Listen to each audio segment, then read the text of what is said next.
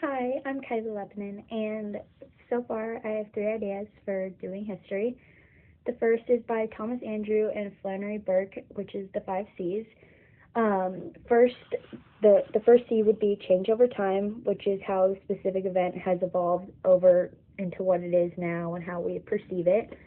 The second would be interpreting the past in context, so like how we are taught it in school, like how we see the history and what's kind of going on with that.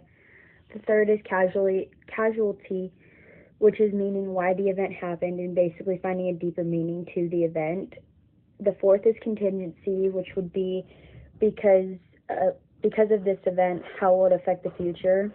The fifth is complexity, which is which would relate to how messy the situation got and what events happened to cause the main event. For my second idea, I took Michael J. Salvers and Connell Furry idea where they developed a theory where they ask a series of questions in order to get a better understanding of the event that happened in history.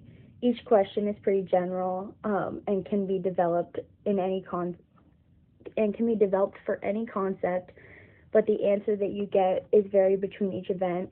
A few examples would be what individuals had an important impact on the outcome. Were there any powerful ideas or beliefs, ideologies that were influential? Were there economic forces or interests that influenced the course of events? Were technological developments or constraints important? Were there religious dimension was there a religious dimension to the situation?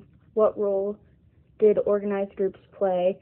Was there an institutional factor that must be taken into account? Was the physical environment a factor of the situation? What contingent factors were involved? And then for my last idea, I took John Beater, who also came up with a good idea when he decided to turn it into a research slash argumentative standpoint.